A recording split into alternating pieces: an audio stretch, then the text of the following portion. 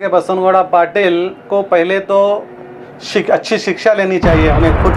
क्या कभी बसनगौड़ा पाटिल ने या बसनगौड़ा पाटिल के परिवार ने या उनके किसी कार्यकर्ता ने कभी मदरसे में जाकर ये जानने की कोशिश की है? क्या कभी देखा है कि वहाँ पर किस तरह की शिक्षा दी जाती है? हमेशा इस्लाम के खिलाफ किसी ना किसी एंगल में इस्लाम को बदनाम करने की कोशिश करते हैं। अब उनका काम बन चुका है। दुनिया में नहीं थे जब कुरान नाजिल हुआ तो कुरान में साफ साफ अल्फाजों में कहा गया है कि दुनिया गोल है। बसनगौड़ा पाटिल के पास सबसे बड़ा हथियार आज है तो मोबाइल है। मोबाइल में जाकर देख सकते हैं या गूगल से पूछ सकते हैं या इनका चाट जीपी अंकल भी आज मौजूद है, उससे भी पूछ सकते हैं कि इसी तरह अगर मान लीजिए कोई राम जी को मानने से इनकार करता है हिंदू समाज का, तो वो हिंदू समाज में वो काफिर है। नहीं मानते हैं तो आप हमें कह सकते हैं कि आप काफिर हैं। ये एक शब्द है, इसे धर्मों में बांटने की गंदी सियासत ऐसे गंदे नेता ही करते हैं। ये लोग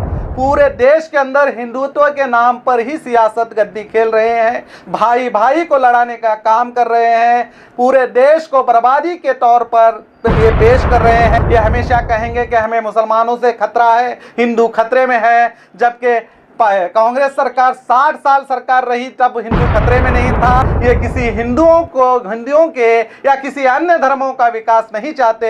अगर ये चाहते हैं तो अपना और अपने परिवार का ही विकास चाहते हैं। सिर्फ बसनगौड़ा पाटिल ही नहीं बल्कि देश में कोई भी नेता हो जो धर्म की राजनीति करता है वो सबसे बड़ा खतरा है। भी यही कहूँगा बसनगौड़ा पाटिल जी, बसनगौड़ा चिच्चा जी, मैं चाचा समझिए या चिच्चा समझिए, मैं चिच्चा से यही कहूँगा कि आप और आपका परिवार जो है वो एक सेकुलर परिवार था।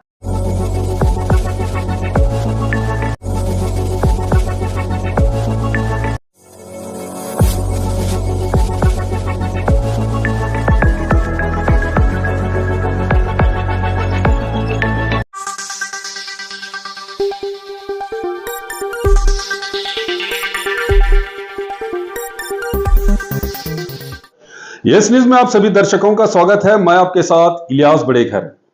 आइए देखते हैं आज की खबर क्या कहती है। पहली बात तो मैं कहूँगा कि बसनगौड़ा पाटिल को पहले तो अच्छी शिक्षा लेनी चाहिए उन्हें खुद। पहले उन्हें जानना चाहिए कि मदरसों में आखिर किस तरह की पढ़ाई होती है। कुछ कहने से पहले क्या कभी बसनगौड़ा पाटिल ने या बसनगौड़ा पाटिल के परिवार ने या उनके किसी कार्यकर्ता ने कभी मदरसे में जाकर ये जानने की कोशिश की है? क्या कभी देखा है कि वहाँ पर किस तरह की शिक्षा दी जाती है? बसनगौड़ा पाटिल अब एक नाम नहीं बल्कि एक हिंदुत्व का चेहरा बन चुके हैं। वो हमेशा इस्लाम के खिलाफ किसी ना किसी एंगल में इस्लाम को बदनाम करने की कोशिश करते हैं। अब उनका काम बन चुका है। हम यही कहेंगे कि ये एक पढ़े लिखे होकर भी किसी अनपढ़ से कम नहीं। उनका ये भी कहना है कि इस्लाम धर्म के मुताबिक दुनिया चौक है। बड़ी हंसी आती है। मैं यही कहूँगा कि अभी यूँ समझिए कि साइंसदान भी हमारे दुनिया में नहीं थे जब कुरान नाजिल हुआ तो कुरान में साफ साफ अल्फाजों में कहा गया है कि दुनिया गोल है। इससे बढ़कर इन्हें और क्या जवाब दिया जा सकता है? ये भी उनका कहना है कि मुसलमान हिंदुओं को काफिर कहते हैं। पहली बात तो मैं फिर यहाँ इनसे यही कहूँगा कि इन्हें अच्छी शिक्षा लेने की ज़रूरत है। ये ज़्यादा मुझे लगता है कि ये ज़्यादा पढ़े लिखे नहीं हैं और इन्हें ज़्यादा पता भी नहीं है। काफिर का अर्थ क्या है पहले इन्हें जानने की कोशिश करनी चाहिए। अरबिक वर्ड है काफिर। अरबिक में काफिर ये शब्द है, इसका माना होता है इनकार करना। अगर बसनगौड़ा पाटिल के पास सबसे बड़ा हथियार आज है तो मोबाइल है। मोबाइल में जाकर देख सकते हैं या गूगल से पूछ सकते हैं या इनका चाट जीपी अंकल भी आज मौजूद है, उससे भी पूछ सकते हैं कि काफिर का इस्लाम में मतलब क्या है। तो इन्हें पता चलेगा कि काफिर एक अरबिक शब्द है और उसका मतलब होता है इनकार करना। मान लीजिए अगर मेरा कोई भाई है वो अल्लाह और रसूल को मानने से इनकार करता है तो वो हमारे नज़र में काफिर है। इसी तरह अगर मान लीजिए कोई राम जी को मानने से इनकार करता है हिंदू समाज का, तो वो हिंदू समाज में वो काफिर है। या मान लीजिए बसवन्ना जी को ही मानने से कोई मना करता है तो वो लिंगायत समुदाय में वो काफिर है। यानी कहने का मतलब यही है कि काफिर का अर्थ होता है इनकार करना। अगर आप हमारे धर्म को नहीं मानते हैं तो हम आपको काफिर कह सकते हैं, यानी कि आप हमारे धर्म को इनकार करते हैं, नहीं मानते हैं। अगर हम हिंदू धर्म को नहीं मानते हैं तो आप हमें कह सकते हैं कि आप काफिर हैं। ये एक शब्द है, इसे धर्मों में बांटने की गंदी सियासत ऐसे गंदे नेता ही करते हैं। बसवनगौड़ा पाटिल जी का यह कहना है कि अब अगली सियासत पूरी तरह से हिंदुत्व के नाम पर की जाएगी। जिस तरह मध्य प्रदेश, यूपी, महाराष्ट्र, दिल्ली में हमारी सरकारें चुनकर आई तो सिर्फ और सिर्फ हिंदुत्व के नाम पर वही हिंदुत्व का खेल अब कर्नाटक में खेलने की बात कही है यत्नाल जी ने। देखिए, इनके सवाल में ही पता चलता है कि ये कितने बेवकूफ़ हैं। 2014 से पहले से ही ये हिंदुत्व के नाम पर ही आए और 2014 में जब इनकी हुकूमत बनी यानी सरकार बनी, सरकार जब बैठी तो ये हिंदुत्व के नाम पर ही थी। और अब तक भी ये लोग पूरे देश के अंदर हिंदुत्व के नाम पर ही सियासत गद्दी खेल रहे हैं, भाई भाई को लड़ाने का काम कर रहे हैं, पूरे देश को बर्बादी के तौर पर ये पेश कर रहे हैं, हर तरफ नफरत फैलाने का ये काम कर रहे हैं, जहर बांटने का काम कर रहे हैं। कभी इनके मुंह से आपने सुना है कि हम विकास के राह पर चल रहे हैं, हम विकास की बात करते हैं? ये कभी नहीं कहेंगे। ये हिंदू राष्ट्र बनाने की बात कहेंगे। ये हमेशा कहेंगे कि हमें मुसलमानों से खतरा है, हिंदू खतरे में है। जबकि कांग्रेस सरकार 60 साल सरकार रही तब हिंदू खतरे में नहीं था। इनकी सरकार आज 11 साल से सरकार चला रही है और अब भी ये कह रहे हैं कि हिंदू खतरे में है। तो ये सोचिए ये किस तरह हिंदू नौजवानों में नफरत डालने की कोशिश करते हैं, इन्हें गलत दिशा दिखाने की कोशिश करते हैं। इनका मकसद ही है लोगों को बांटकर, धर्मों को बांटकर सियासत करना। ये सिर्फ अपनी कुर्सी बचाना जानते हैं। ये किसी हिंदुओं के या किसी अन्य धर्मों का विकास नहीं चाहते। अगर ये चाहते हैं तो अपना और अपने परिवार का ही विकास चाहते हैं।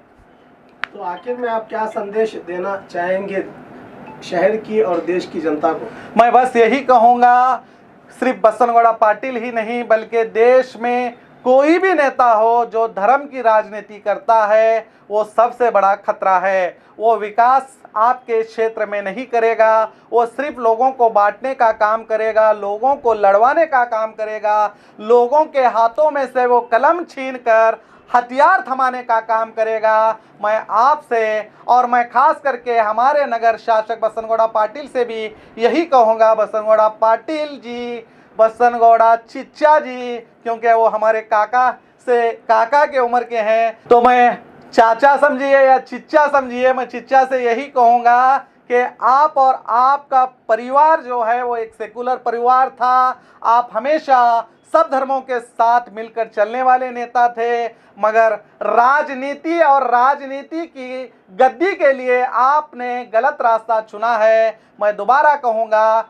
आप एक अच्छे इंसान थे, अच्छे इंसान बनिए और लोगों को सुख और शांति से जीने दीजिए और इस तरह की नफरत ना फैलाइए। ये सूफी संतों का शहर है। मैं दोबारा आपसे कहूँगा कि आप अपना दोबारा जो असली हकीकती जो आपका रूप था वो रूप में आ जाइए। ये दिखावटी रूप जो आपने पहन लिया है, जो रंग बदलते आप नेता दिखाई दे रहे हैं, मैं आपसे दोबारा कहूँगा कि आप हमारे शहर को, हमारे राज्य को बांटने की, धर्मों में बांटने की कोशिश ना करें। हम यही चाहते हैं कि हमारा शहर, हमारा राज्य, हमारा देश अमन और शांति से बना रहे। और मैं यही कहूँगा, इन्होंने ये भी कहा था कि मदरसों में मुस्लिम राष्ट्र बनाने की भी बात करते हैं। तो मैं बसवनगौड़ा पाटिल जी से कहूँगा, आप हिंदुस्तान के किसी भी कोने में एक मुसलमान बताइए जिसने ये कहा होगा कि हम मुस्लिम राष्ट्र बनाना चाहते हैं। जबकि मैं आपको कुछ लोग यानी कि लाखों कुछ अंधभक्त ऐसे दिखा दूंगा जो आपके भड़काऊ भाषणों के कारण उनका दिमाग में गोबर भर गया है और अंधभक्तों की तरह वो बात करते हैं। वो कहते हैं कि इस देश को हिंदू राष्ट्र बनाएंगे। तो मैं कहूँगा, ना ही आपके बाप दादा, भी हिंदू राष्ट्र बनाने का जो सपना देखा था वो सपना देखते ही रह गए, मगर वो इस दुनिया से चले गए। और आपकी जो नस्ल आने वाली है वो नस्ल भी सपना देखते ही देखते इस दुनिया से ख़त्म हो जाएगी। हिंदुस्तान, भारत, इंडिया हमेशा सेकुलर मुल्क है और सेकुलर मुल्क रहेगा। यहाँ पर हर धर्मों का सम्मान होता है। ये गंगा जमुना की तहजीब का शहर है। यहाँ हर धर्म, हर जात, काला गोरा का भेदभाव नहीं होता। और जो भी धर्मों को बांटने की साजिश करते हैं, जनता एक दिन आपको ज़रूर जवाब देगी। बस मैं यही कहूँगा कि हमेशा अमन और शांति का पैगाम देते रहिए। जैसा कि आप सब जानते हैं कि आप सभी का प्यार हमारे साथ कायम है। इसी तरह से हमारे इस चैनल को प्यार करते रहिए और हमारी सारी खबरों को लाइक, शेयर और सब्सक्राइब करना ना भूलिए। हमारा यही मकसद है कि आपको हर खबर जो है, जैसा है वैसा ही आपको हम दिखाते रहेंगे। ना किसी का पक्ष लेंगे, ना किसी के विरोध में जाएंगे। हमारे कदम सच के साथ।